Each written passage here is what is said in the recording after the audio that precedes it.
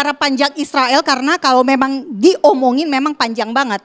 Kita mulai dari British Mandat aja. Mandat Inggris tahun 1947 itu Inggris menyerahkan kepada PBB sehingga tanah itu dibagi dua menjadi Arab Palestina, Yahudi Palestina. Orang Arab Palestinanya itu menolak. 33 negara setuju tanah itu dibagi dua. 33 negara, 13 negara menolak, 10 abstain. Jadilah akhirnya Israel yang menerima dan memerdekakan diri, lahir kembali. Jadi salahnya di mana? Kan ini PBB yang membagi dua tanah 181, resolusi 181.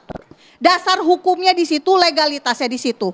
Kalau kita mau memperpanjang lagi, jadi Israel sama Palestina ini perang terus. Enggak, yang masalah itu tanah, jatah tanah untuk Palestina itu dikuasai oleh orang Yordania. Di sisi mana? Yudea dan Samaria atau tepi barat.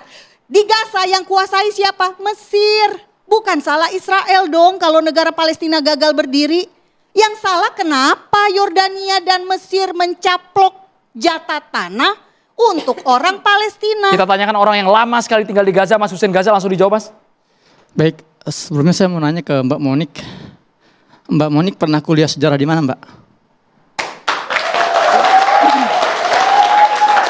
Pernah ngajar sejarah? Sejarawan bukan? Oke, sekarang saya akan saya belajar sampaikan sejarah dari Alkitab saya karena Alkitab saya akan sampaikan. sampai di Romawi. Saya akan sampaikan ini. Saya belajar sejarawan asli ya, 3. sejarawan asli, perhatikan, bisa dicek di buku-buku ya, bukan orang-orang yang ngaku sejarah, paham sejarah. Saya akan bahas, ada banyak sebetulnya nama-nama sejarawan Yahudi. Saya akan sebut dua sejarawan Yahudi, profesor ya, dan apa narasi-narasinya. Pertama namanya Ilan Pape, silahkan dicek, profesor di Universitas Exeter, sejarawan Yahudi, profesor. Apa dia bilang? Proyek Zionisme itu tidak pernah tentang hidup berdampingan, tapi tentang menyingkirkan penduduk asli atau ethnic cleansing. Kedua, dia bilang apa? Bicara tentang perdamaian sambil menduduki tanah orang lain adalah bentuk kemunafikan tertinggi. Yang kedua, sejarawan beneran, bukan sejarawan karbitan, perhatikan ya. Shlomo Sen, silakan kalian cek di Google, Shlomo Sen namanya. Dia juga sejarawan Israel, profesor di Tel Aviv University. Apa dia bilang? Secara historis, tidak ada yang namanya bangsa Yahudi. Itu mitos Zionis. Bukan kata saya ya, kata siapa? Sejarawan Yahudi, profesor. Kemudian, masih kata Shlomo Sen. Dia bilang apa? Zionisme modern menciptakan asal-usul mitologis untuk membenarkan perampasan tanah Palestina. Kata siapa? Sejarawan asli original. Tepuk tangan dulu buat Mbak Monik. Baik. Sekarang saya mau sedikit membahas. Kenapa ada segelintir minoritas yang tertanam di dalamnya doktrin pro-Israel. Ini bukan hanya ada di Indonesia. Tapi memang ini adalah proyek yang didesain oleh Israel. Tahun 1950, Perdana Menteri Israel yang pertama, David Ben Gurion, dia pernah melaunching satu operasi namanya Peripheral Alliance Strategy. Strategik diplomasi pinggiran. Artinya apa? Dia menggunakan narasi-narasi minoritas untuk menarik simpati. Semua hal itu. Proyek desain Israel. Iya, jadi proyek diplomasi pinggiran, namanya Peripheral Alliance Strategy. Maksudnya apa? Karena dia tahu dia ini perlu simpati masyarakat dunia, tapi dia nggak punya narasi yang bisa dibenarkan. Karena dia pun oleh orang Yahudi yang paham pun itu disalahkan karena memang salah. Akhirnya dia mencari simpati dari kaum minoritas. Contoh misalnya, di Suriah dan di Irak, dia memasukkan proyek ini ke kaum Druze dan Kurdi atas nama minoritas. Kemudian di Lebanon dia menyebut kelompoknya namanya Maronit Kristen. Nah, termasuk di Indonesia, mohon maaf ya, teman-teman saya kaum Nasrani.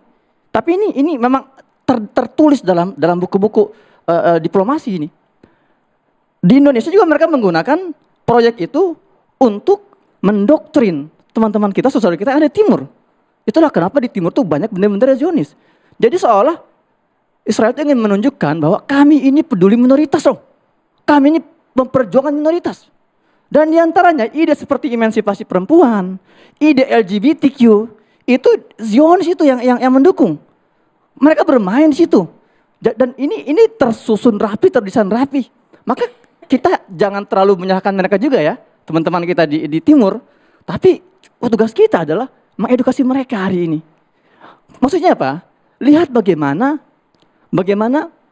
para pendiri bangsa kita mendidik kita tentang ini bukan hanya masalah agama, bukan. Kalau bicara masalah agama, tadi disebut masalah tawanan Israel di Palestina. Lihat bagaimana para pejuang di Palestina merawat baik-baik. Lihat bagaimana ketika dibebaskan, jangankan tawanannya, anjingnya pun dirawat oleh para pejuang Gaza. Saya mau bahas secara emosional, bayangkan. Para pejuang Gaza ini, semuanya itu mereka sudah dibunuh, kalau enggak ayahnya, ibunya, anaknya. Kalau mereka itu berjuang secara atas dasar emosi, itu enggak akan mungkin dibiarkan hidup itu. Para tawanan itu. Bapak saya dibunuh, anak saya dibunuh. Dan di depan saya ini adalah tawanan Israel. Kalau saya ini bukan pejuang yang memiliki nilai kemanusiaan, itu sudah saya habis itu. Tapi apa yang dilakukan oleh para pejuang Gaza? Mereka kasih makan. Bahkan para pejuang Gaza enggak makan. Yang penting tawanan makan. Mereka bersihkan, mereka muliakan. Ketika akhirnya dibebaskan, itu dalam kondisi bersih, seger. Kenapa para pejuang Gaza itu mereka menawan? Bukan untuk dibunuh, bukan. Tapi untuk ditukar dengan 10.000 tawanan Palestina yang masih mendekam di penjara Israel. Kenapa itu tidak dibahas? Kita lihat seperti ini. Ya. Jadi, kalau tadi bicara masalah penyerangan 7 Oktober, kenapa itu doang yang dibahas?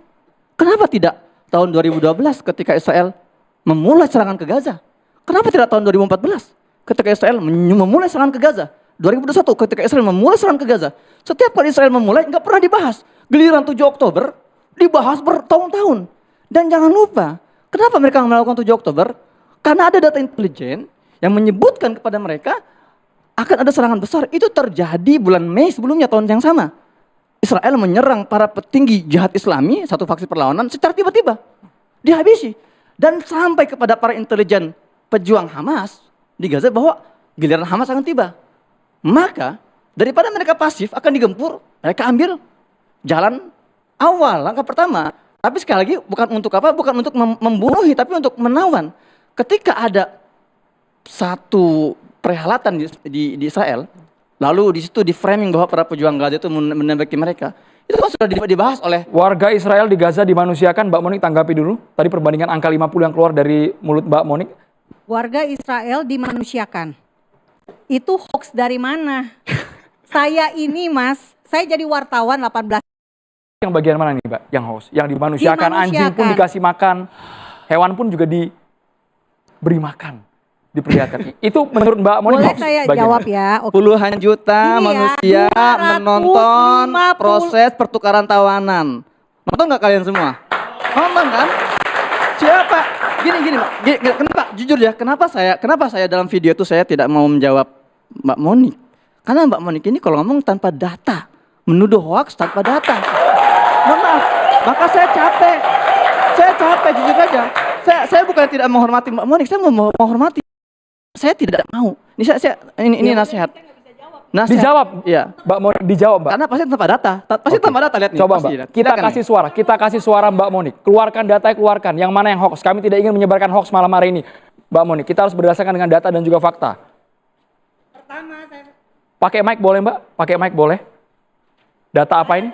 tunjukkan foto orang Gaza yang memamerkan 2 bayi yang dibunuh di Gaza selama ditawan. Sumbernya mana Ariel sumbernya? Bibas dan Kefir Sumbernya mana Bibas. sumbernya? Mana Ini sumbernya? adalah orang Gaza yang memamerkan foto. Ini dibunuh oleh teroris Hamas. Betul kan, Mas? Dan Ini framing namanya. silakan Dia kasih lihat foto. cari Dia kasih lihat Ariel foto. Bibas dan Kefir Nggak kasih Bibas sumbernya. di Sandra. Sumbernya mana? Di Sandra Kasih beritanya, dan kasih kemudian linknya. mati. Ini yang saya bilang. Ini yang saya bilang argumen Yang sontoloyo. kedua, jatah saya bicara adalah ini adalah bukti bahwa Israel memanusiakan orang Indonesia yang anti Israel sekalipun dibawa pulang. Menurut Jewish Insider, Israel menolong aktivis kemanusiaan di Gaza, salah satunya adalah Mas Hussein Gaza. Ini buktinya dari inilah.com. Kalau tidak percaya silakan tanya ke Kemlu. Ada namanya Mas, ini tanggapannya sudah Bapak melebar nih, Yuda Mas. Nugraha, Direktur Tanggapannya sudah nggak Perlindungan nyambung nih. Warga Negeri. Kita kembali ke laptop, kita kembali ke Warga topik deh. Negeri. Boleh? Ya. Mbak Monik, titik sampai situ nih boleh. Jadi gini. Luar negeri. Ini terlalu Mas, beresiko Mas kalau Andromeda, kenapa Jadi dia tidak bisa artinya, membantah? kan Karena nggak punya dibilang- data. Yang dibilang adalah Yang dia punya orang adalah foto, Yahudi jahat, lalu kan? dia memframing. Apa buktinya? Dia nggak Ini loh buktinya. mana beritanya? Itu siapa yang Buktinya ini, upload? tolong kamera itu siapa disorot. yang upload? Enggak, Tolong saya bicara kamera bicara disorot. itu tuh. Saya bicara soal bicara foto tentang Mbak, soal foto, itu tuh, sorry Mbak, foto yang soal foto kita Soal seperti itu, tampilkan Mas. di layar soal foto. Mas Andro, soal supaya seperti tidak itu. framing. Sekarang ini ngeri. Itulah. Ngerinya kita karena zaman ChatGPT, zaman AI takutnya fotonya. Dan ini nggak Mbak ya. jelas. Takutnya fotonya tidak sesuai dengan fakta. Ini nggak jelas.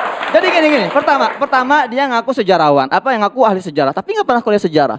Ngaku jurnalis. Jangan Pernah nggak kuliah berdusta. Saya tidak jurnalistik? pernah ngaku ahli sejarah. Iya, artinya Saya kan dari tidak tadi kan pernah datang ke sini ngomong-ngomongin sebagai ahli sejarah, sejarah atas loh. nama sejarah. Saya datang ke sini sebagai aktivis pro Israel dan yang saya bicarakan Nah. sejarah itu ada di catatan Berarti PBB. Berarti Ilan ada di Pape, sejarah dunia. profesor sejarah ini keliru berarti. Profesor sejarawan ini keliru, Yahudi Anda keliru. hanya kasih dua Shlomo rujukan Smith. sejarawan. Mau saya tambah lagi? Enggak ada Sekarang saya waktunya lah. tanya begini.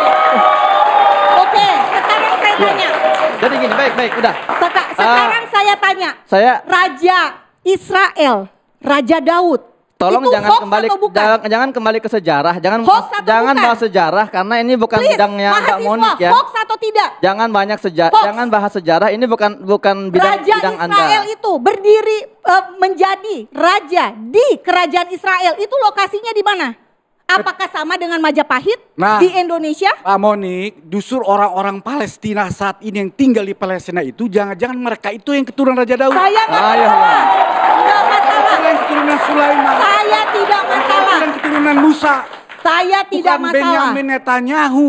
Saya tidak Bukan masalah.